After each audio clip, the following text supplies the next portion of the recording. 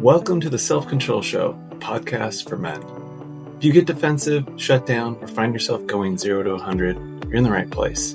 Most men were never taught how to regulate their emotions. And this show is about changing that. It's not therapy, and it's not fluff. It's training. I'm your host, Jason Schnitzer. Let's get to work. What's up, everybody? Welcome back to the show.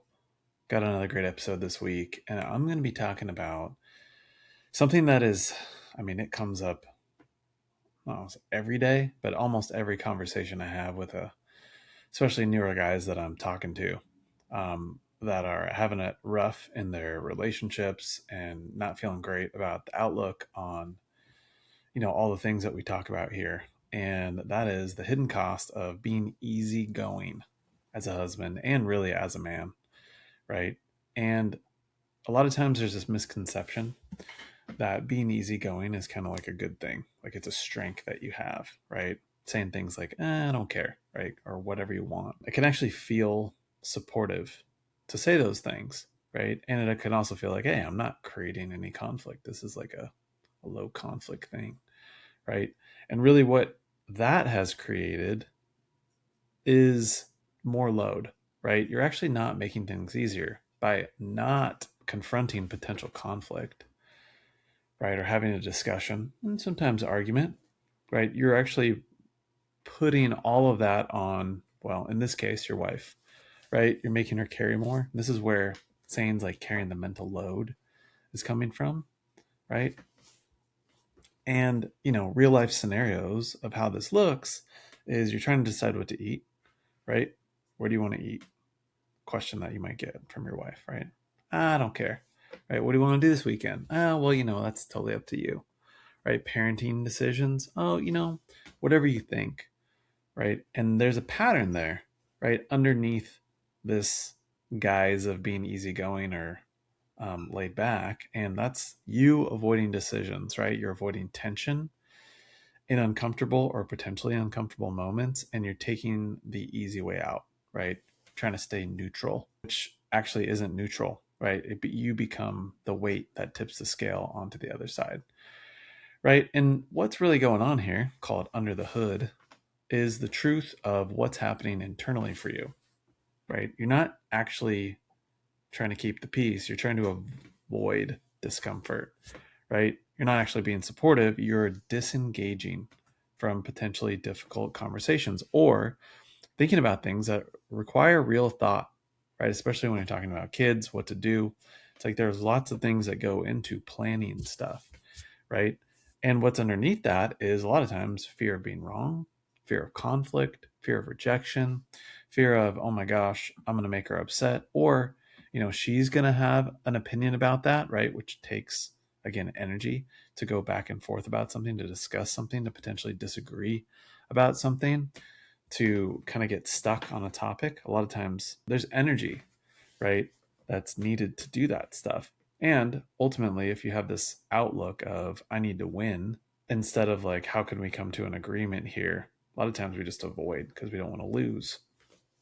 Right. So again, you're not easy, but you're like, let's call it what it is. You're not being easygoing. You're actually avoiding responsibility, right? You're avoiding conflict. And this comes at a cost, right? And this is probably where I see it most, right? And the cost is it's more weight for your wife to carry, your partner to carry, right? Because she defaults to be the decision maker on everything, right? She's now carrying the mental load for both adults in the household, right? And that feels pretty good for you, I'm sure, because it's like, whatever you want, I'll be easy, right? But again, going back to like, well, who ultimately has to make the decision and be the one that faces the consequences, right? So how that leaves her feeling carrying that mental load for two adults is it's mentally exhausting for one, but there's a sense of loneliness that can develop in the relationship, right? And the consequence of that is, in a lot of ways, a lot of times, resentment starts to build up. And when you start to resent somebody, you start to be less attracted to them, right? Emotionally, physically, right? There becomes like a connection to like, ooh, ugh, I don't want to go to him because it's just going to be harder, right? And there becomes this like mothering factor, right? Because she stops being able to rely on you. Therefore, she stops being able to respect you, right? Respect erodes. And eventually, right, it's like how it comes out is like, I just don't feel supported. I feel like I'm managing like an extra kid, right? And, here's the fact of the matter: moms don't want to sleep with their sons, right? So that's where a lot of people would say you lose polarity in the relationship when that happens, right? And that's probably where I see it hitting the hardest, right? At least from men's perspective, is the impact that that has on intimacy, right? She doesn't want to initiate intimacy anymore. She's always mentally overloaded.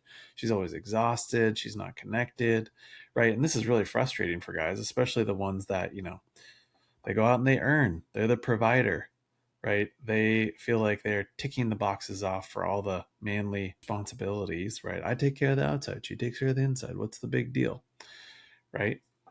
And the fact is like nobody feels attracted or drawn to somebody that they have to manage, right? You're not like when you think about, being a supervisor, right?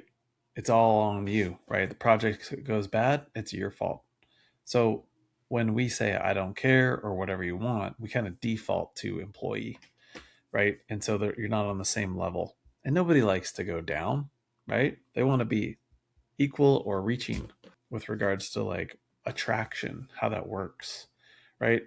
And why a lot of guys stay stuck here is because they're connected to this like I'm just easygoing, laid back, I don't want to fight, as like on an identity level, right?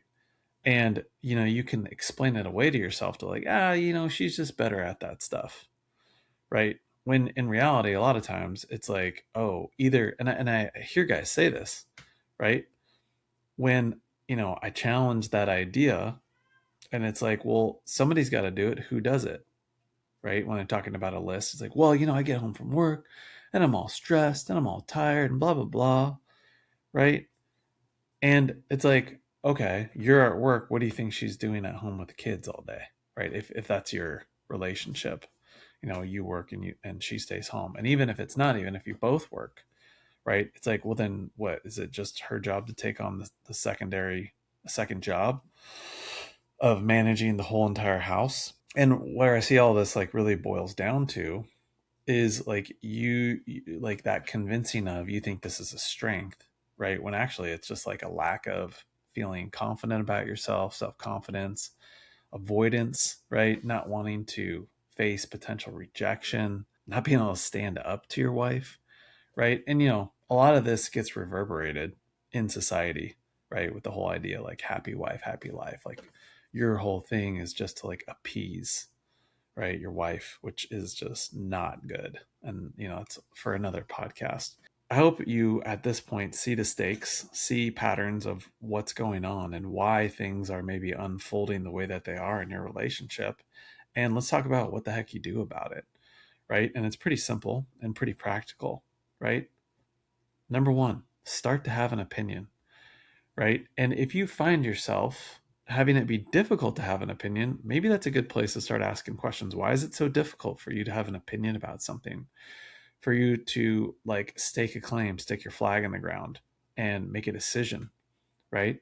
Because the next step after an opinion, right, is to make a decision. And just notice when you think about going to make a decision, what happens for you, right? You start getting anxious, you start getting worried, start shutting down, because that's a lot of the times at the root of this pattern, right? Is what happens to you when you go to do the thing that actually makes there be a shift in your dynamic and in your relationship, right? The next thing is learn how to stay in a conversation even when it's uncomfortable, right? The point where either you get louder, get defensive, shut down, get quiet, right? We need to be able to stay in those conversations and voice our thoughts, right? And be open to hearing back, seeing back like what they think about it, right? Practical example, right? Here's what I think we should do. You don't have to have the answer in the moment, right? They say, that's a good question. I'm not sure yet, but let me think about it and I'll figure it out, right? And I'll come back to you with my idea. And that's not to say you're just going to go do it and do it your way, because a lot of times when you're making this shift, if this pattern has been going on for a while, one of the hardest parts is for your wife to let go of control, right? Because she's had to do everything in a lot of ways. And when you go do something, it's like you're kind of like doing it with a resentful attitude and all that, like, ugh, energy. And of course, it's not going to be probably your best, right? So there's a cognitive shift that needs to happen for you. And then it's good to voice and be able to talk about, like, kind of take ownership of how that pattern has been going and the idea that we want to make a change here, right? And again, this is not about all or nothing. It's all you in control or her in control, right? It's not about that, right? The key here is stepping into, a lot of people call it your masculine, right? It's not about getting it right. It's about having an opinion, making a decision, having a direction, right? Not being perfect, but to be able to like take feedback and make alterations to the path, to the decision, whatever it is, right? But in a collaborative manner, right? In a supportive role. Because everybody thinks like alpha, right? Masculine is the one that just goes and makes the decision and just does the thing no matter what. It's like, that's not it, right? When you think about like the alpha, his job, right? Just think about like the alpha in, pack of wolves, right? His job is to like see everything and understand everything and kind of lead, protect, right? But it's to look out for everybody. It's not necessarily to just like be a dictator, which is what we kind of want to avoid, right? And most of the time, your wife, all she's asking for is for you to, I love this saying, put a little starch on your back, right? And believe in something. That can be a very empowering thing. But the key again is to understand what you do when you go to do that and that gets challenged, right? Because we don't want to clap back. We don't want to get defensive. We want to be able to have an opinion. We want to be able to like stand up for ourselves. We want to be able to like share how we feel, what we think, but also not collapse when we get a little pushback, we get a little challenge. We want to be able to manage that in a healthy, regulated way where we receive information from our wife, what she's thinking, how she's feeling, and like use that as a collaboration, as opposed to like butting heads and one person's right, the other person's wrong. How can we see it from both perspectives? Have our wife in mind, learn how our wife's minds work, right? So the next time that we go to make the decision, it's kind of like we're starting to engage more with her consideration, and then ideally vice versa. And when you're able to do this, right, and step into that kind of support, what you ultimately get is a wife and a partner that's not so wound up and tight and intense and anxious and always stressed out, right? Which, when you think about what happens there, you deload her. She's more relaxed. There's less resentment, right? There's less conflict. There's less butting heads. And there's more, ideally, space for connection, right? Emotional connection, physical connection. You like each other a little bit better, which that is the goal, right? Because we want to like the person that we are married to. Ideally, here's the deal, right? Most of you guys already know that you're doing a version of this, right? You already know kind of like where you're checking out, where you're shying away from conflict, where you're, in a lot of ways, sometimes maybe even being complacent with how it's going and not scratching and clawing for it to look and sound and feel more like how you really want it to, right? In your relationships and your marriages, right? So, what's your next move, right? Keep this pattern going, saying whatever you want, being that easygoing guy, right? Being the son, letting her be your mom, right? Or finally showing up where it matters and learning the skills to be able to do that in those moments where you're not rolling over, right? And you're able to stand up, have some starch on your back, have a backbone, have an opinion, care about something, give a damn, if you will, and then do something about it, right? And I mean, if you're struggling with this is what I do with guys, right? A lot of times we're just missing we're missing the ability to regulate our emotions in those moments. We're kind of defaulting back to a pattern of just rolling over, the pattern of whatever you want, the pattern of, sometimes you could even call it appeasement, which again just leads to all the things that I talked about already. But a lot of times, resentment on your side. Book a call with me, man. Have a chat, and let's see if we can turn things around for you. See if we're a good fit to work together and turn this around. Cool. Well, thanks for listening. If you got value from this show or have listened to shows in the past and have gotten value, would love your support in liking, subscribing, leaving me a review. Really helps go a long way to support the podcast. I do this for free. Don't have any sponsors to put this information out there. So that's how you guys can help. As always, thanks for listening, and I'll catch you in the next one.